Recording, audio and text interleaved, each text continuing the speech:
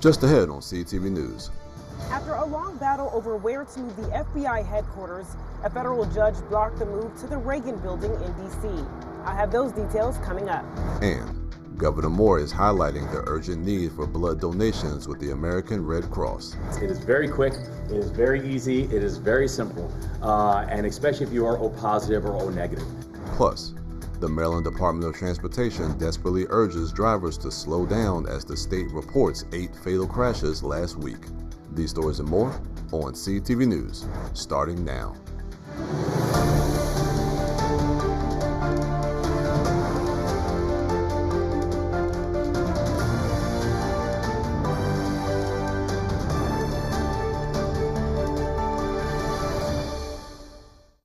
Good evening. This is CTV News for August 18th. I'm Alexis Davila. And I'm Jonathan Hunter. Thanks for joining us.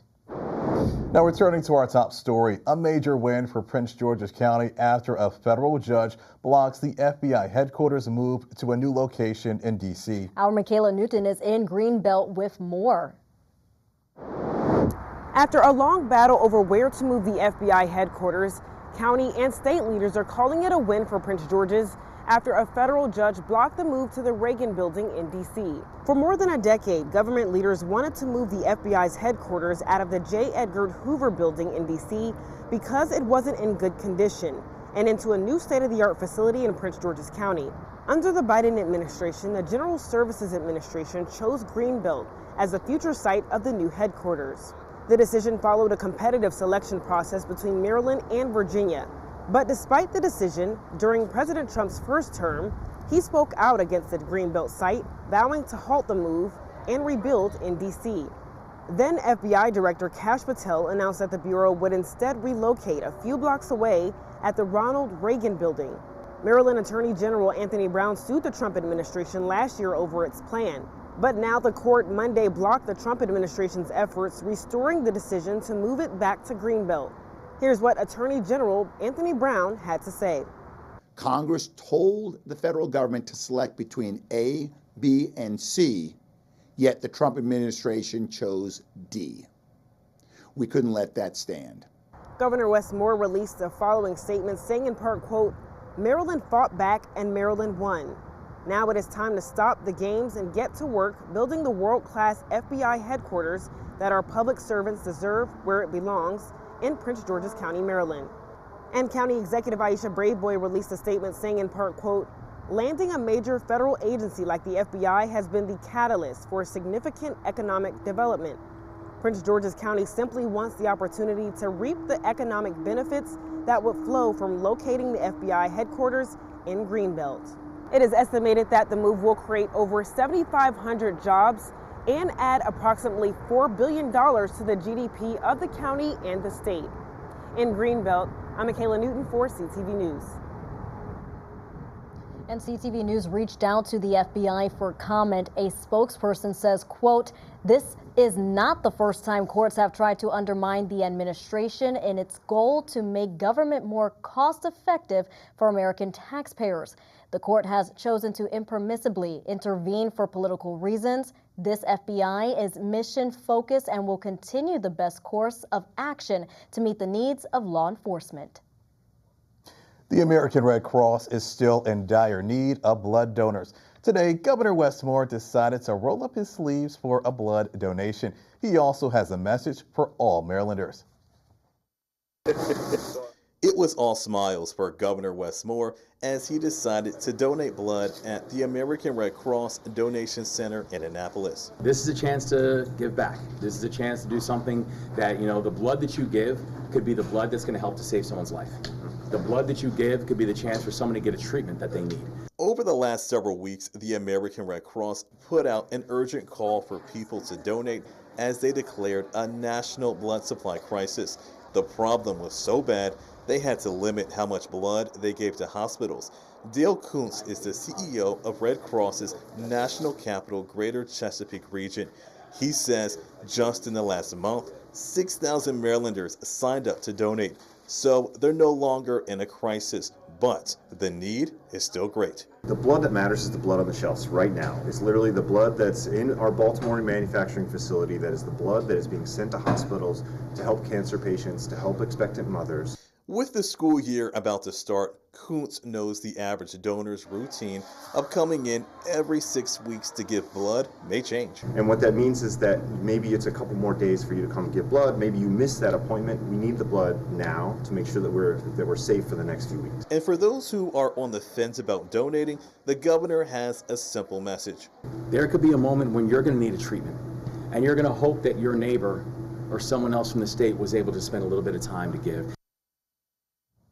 And the Red Cross needs all different types of blood, but they are in great need of people who have O positive or O negative blood, and you are encouraged to make an appointment, but they also accept walk-ins. New updates are coming in now for a shooting in Oxon Hill earlier this month, now turned fatal. On your screen right now is 25-year-old Jeremiah Hammond, who is now in custody for shooting 45-year-old Oscar Guevara. The incident happened at the 6200 block of Oxon Hill Road on August 7th. Officers found Guevara suffering from gunshot wounds. He was taken to the hospital where he later died on August 16th. Hammond was arrested on August 8th and is being held on a no-bond status. A D.C. man was sentenced to prison after robbing U.S. postal carriers at gunpoint in D.C., Maryland, and Virginia. 30-year-old D'Angelo Lewis was sentenced to 17 years in prison after a federal jury convicted him of numerous charges, including armed robbery of postal carriers, bank fraud, and theft of mail. Lewis and his co-conspirators stole personal and business checks from the mail carriers, altered the checks, and cashed them at various banks, stealing almost $1 million of the victim's money. A search of Lewis Marlowe Heights' apartment turned up approximately 1,500 checks with a face value of nearly $3 million. After 8 people were killed in crashes across the state last week, the Maryland Department of Transportation and Maryland State Police are urging drivers to slow the fast down. Since the start of August, at least 6 drivers, 5 motorcyclists, 3 passengers, and 2 pedestrians have died in crashes. MDOT has these safety reminders for drivers. Prepare for roadside emergencies by keeping an emergency kit in your car. Remember to share the road with pedestrians, bicyclists, and motorcyclists. Move over or slow down when you see a safety or emergency vehicles. And as always, avoid distractions like being on your cell phone. The Maryland Motor Vehicle Administration is sounding the alarm for those who have out-of-state license plates. Starting October 1st, new penalties and enforcements will take effect for Marylanders who have not properly registered their vehicles. State law requires individuals to register their car in Maryland within 60 days of becoming a resident. Vehicles registered with out-of-state plates will be notified after a grace period. You could be fined $7 per day, up to a maximum of $420 per vehicle. Further enforcement and penalties will take place after 120 days. A second lawsuit is now challenging Maryland's redistricting amendment. It was filed on August 10th and in Dorchester County by 5 Republican lawmakers who represent the Middle Shore. The first lawsuit was filed on August 6th by members of the Maryland Freedom Caucus in Annapolis. Both are challenging the legality of the language added to the bill, which would allow the state to avoid the July 1st deadline for ballot questions. The Board of Elections filed a motion to move both cases in Annapolis. A hearing for the first lawsuit is scheduled for August 25th. And you're watching CTV News. I'm Alexis Davila. And I'm Jonathan Hunter. Still to come. Happening right now is Staff Fest for the teachers heading into the 2026-27 school year. I'll give you guys an inside look at what we discussed coming up on CTV News. We are women first, but women with disabilities last. During a military exercise, we crashed and I broke my neck.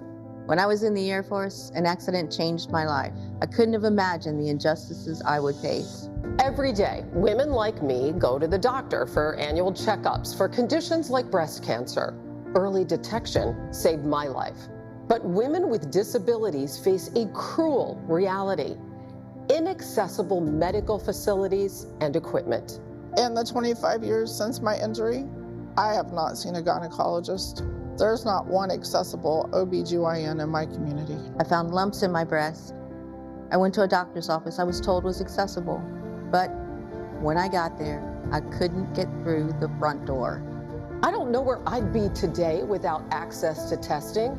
Our veterans deserve better. Help PVA fight for access at pva.org. If words were enough, I would help you bear your burden.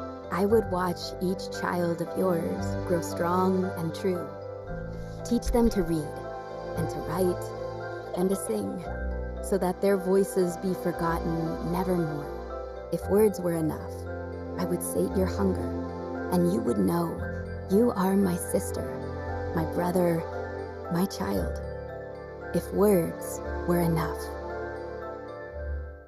It's so hard to predict a sick kid who just keep getting sicker, but we needed to be together as a family. My family is my entire life. My family means the world to me. When we're together and we have support from Ronald McDonald House, we can be a little stronger.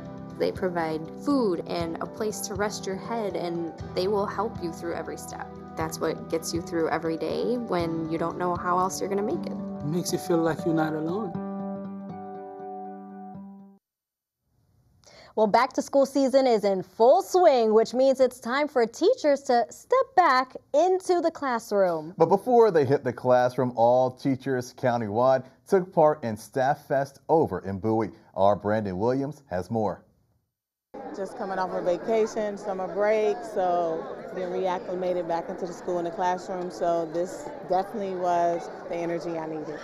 We're just 10 days away from the start of the 2026-27 school year. But before these teachers get back to the classroom, they had to hit up Staff Fest 2026. They need to know that it's a family reunion and that you're going to see all the wonderful people who represent Prince George's County Public Schools. You'll be able to reconnect and revitalize before the school year gets started. For teachers like Jamie Reed, it's her first Staff Fest, and her experience was a special full circle moment. Some that taught me when I was younger. I just saw one of my high school teachers 2 seconds ago, so that's the full circle moment for them to see me and be like, you inspired me, so I'm here. The theme for this year is Forward Together, and some share how they plan to put that into action. And that will be focused, laser focused on raising academic achievement, test scores, and career readiness. Keeping the children first and foremost. They're the reasons why we do what we do on a daily basis. So once we keep that in mind, everybody should have a great school year, and I know we definitely will. The teachers are lacking no motivation when it comes to stepping back into the classroom for the 2026-27 school year. First day of school is August 25th, and they are ready to move forward together. Reporting in Bowie, Brandon Williams, CTV News. And a reminder that every school day will be 5 minutes longer this year to meet the state's instructional hour requirements. Meantime, Maryland is putting attendance at the top of its back-to-school list. With the 2026-2027 school year just around the corner, the Maryland State Department of Education is stepping up its efforts to fight chronic absenteeism. The state has launched a new awareness campaign called Maryland Shows Up. This is aimed at getting schools, families, and communities involved and keeping students in the classroom. We are really focusing on trying to get attendance improved. We have been doing a great job with chronic absenteeism, actually. About 21-22, we were at about 31%. That has steadily gone down. We're between 22 and 23%. We know that when students learn, when they're present, but that school is also where students build relationships. They participate in activities after school and go on field trips. It's where they connect with caring adults and they develop a sense of belonging. That is the education that we know and we believe that all Maryland children deserve and that we are working to ensure is available in all 1,400 of our public schools across the state. Now, the goal is to keep that momentum going as students head back to school. And for some students, that starts tomorrow as Frederick County will be the first school district in Maryland to kick off the new school year.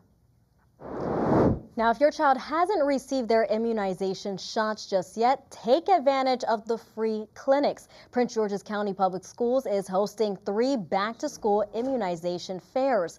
Beginning this Saturday, Kenmore Middle School will open their doors and provide free shots. All students must be up to date on required shots by September 14th, or they risk being excluded from school.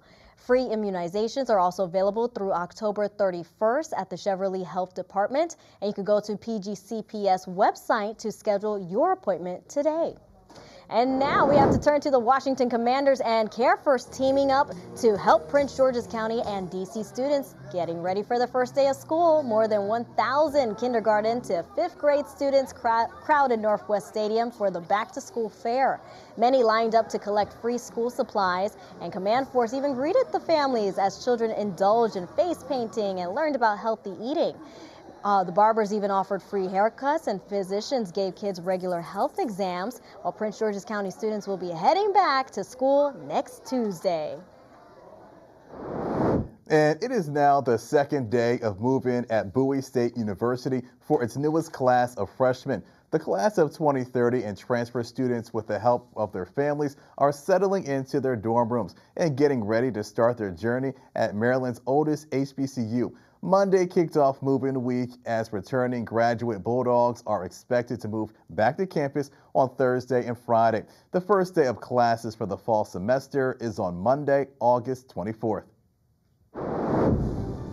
And still to come on CTV News, we're a week away from the first day of school right here in Prince George's County. After the break, we sit down with PGCPS Superintendent Dr. Sean Joseph on changes students and parents should expect to have a successful school year. Stay with us.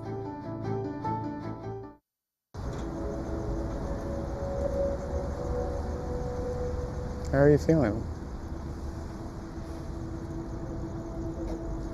I don't know, I feel like it's a crime to say I'm not happy.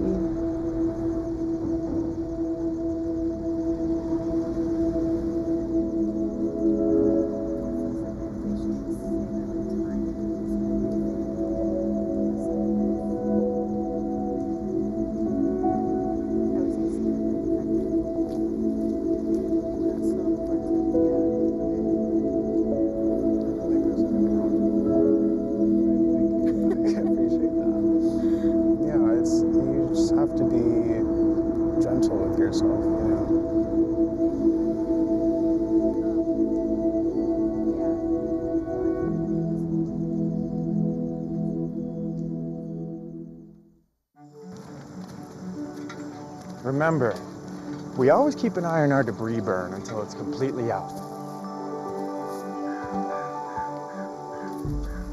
Mom! Always keep an eye on our debris burn until it's completely out. That's right. If it's too hot to touch, it's too hot to leave.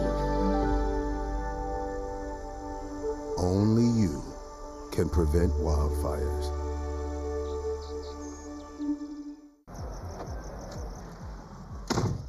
Serious, man. I actually got better when I'm on it. If anything, I'm more careful. It just helps me focus. It just helps me focus, you know?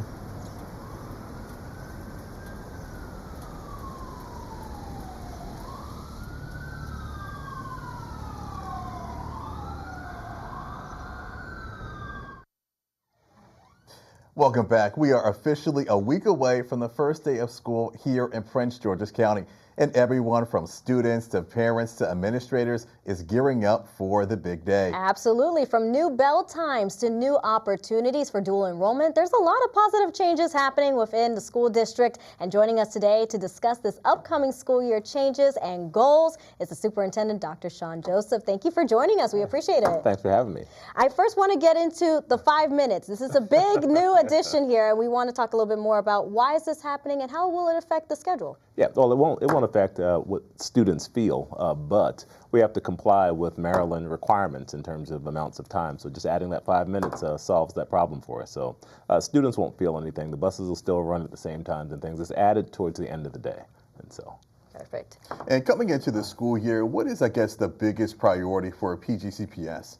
Without question, academic achievement. We need to lock down, particularly in reading and mathematics. We said we got to go back to the basics here and really focus on acceleration. Like I said last year, we don't have a remediation problem in Prince George's County. We have an acceleration imperative, which means we've got to find ways to get kids to grow at faster rates than expected. Absolutely. I wanted to talk a little bit about preparation because we're a week away from the first day of school, so I want our parents to be ready. Transportation, a lot of times that becomes a bit of a chaos moment. But what are some of the things you have in place so that way it can try to run smoothly this upcoming week? Well, the great news, we're only 41 bus drivers down, so we have 1,100 some odd bus drivers. We're at 98% of our buses being filled, so that's great news. So that means most buses will be there on time. We have a new app called the Chipmunk app. It's really important that everyone that rides a bus signs up for that app because it will allow you to see where your bus is, if it's coming, if it's late, and you can communicate back and forth. So extremely important. It'll solve a lot of the challenges people may have not knowing when the buses are coming. So please sign up for the app, Chipmunk, in the Parent View app that we have. And for a lot of families out there, a major concern every school year is safety. Can you talk about some of the investments the school district has made to improve safety? Again, great news from last year. We were down 50% in terms of behavioral infractions that we had in last year's school year. So that's great news, which means more students get that, we don't have a lot of tolerance for bad behaviors. But we have, police officers in all of our high schools and middle school buildings. We have security officers there. We have cameras and things of that nature. So, but the best way to keep kids safe is if you see something, say something, and build relationships with the adults in the building and communicate so we can work together to resolve problems before they become problems. Absolutely. I understand AI is playing a role this time even within security. Can you elaborate? Oh, sure. I mean, we've always had smart technologies, and the technology is evolving. So we do have the ability, to turn on, some AI to help really analyze things a lot quicker and be more efficient as we go through. It's just the technology is changing, and we stay current on that. So we'll keep that going. And we talked about this earlier in the newscast, but chronic absenteeism is definitely a big concern for the state. Talk about what PGCPS is doing to address it locally. Yeah, so we had, last year we announced a big attendance initiative in the county where we had community partners sign a pledge with us to provide more intensive support. Our big thing is making sure we get to the root cause of why kids are absent and try to solve those issues. So this year, one big change we'll have in all 200 schools is that we have a behavior management program called 7 Mindsets across the county, across all schools, to really encourage kids to be positive, productive, and learn positive habits, including coming to school, because you got to be present if you're going to be successful. And so we hope with the new programming, with the continued supports, we'll continue to decrease our attendance issues. But speaking of like new programming, new policies, we were talking about new technology. There's for security, but also some new technology going into the classrooms, how the kids are going to be learning. Tell us a little bit more about what's coming when it comes to that for them this time around. Sure. Well, at the high school level, we're really focused on ensuring that our students can utilize AI ethically and effectively. And we're working to bring in some new technologies for teachers to be able to help help support them with grading and providing feedback to students and lesson planning. So as we work to roll that out this year, families will be more explicit about communicating when you can and can't use certain technologies and making sure we're explicit in how they use it. So at the high school level and at the high school level only, we're moving to allow students to have more access with Gemini. And we'll work towards that. We're not going to do it at the middle school and elementary levels. Is that ready yet? And we also have a committee together that is looking at how much time kids are on the screens. So we'll be communicating some new policies and initiatives. So we're going to roll back on kids using YouTube in school just for any reasons and things, and pulling back on when they can be on the computers and things. So we want kids at recess actually running around and playing, not sitting on a computer. So we're going to go back to the basics, the old school, Yes. And Dr. Joseph, we have just about 30 seconds left. So what would be your main message to the students as they enter the school year? I think come ready to learn, come excited, bring your hopes, your dreams, and, allow us to work together to accelerate you. I mean, this is a year of momentum and acceleration, and we're excited to kick it off. Wonderful. Thank you so Thank much. you. We appreciate it. Great being here. All right. Well, orientation day for all first-time students is Monday, August 24th. And the first of school for all students, the first day, I should say, is on Tuesday, August 25th. And for more information on how to get prepared, you can go to pgcps.org and search for the Back to School Guide. All right, stay right there, sports fans. After the break, we have the Tuesday sports page. That's right, and we're going to be dishing on the Commanders' rookie quarterback and some Terp soccer. Don't move. Think buying fake products is harmless? Think again. Think fake cosmetics are tested and safe? Think again. Think that medicine you can buy off social media is high quality? Think again. Counterfeits are made in unsafe conditions, potentially using hazardous and even lethal ingredients that could harm you and others. Each year, billions of dollars worth of counterfeit products are sold in the U.S. I smell big crime. Think about it. If you don't know where the products came from, how could you know where the money goes? You're smart. Buy smart. Go for real.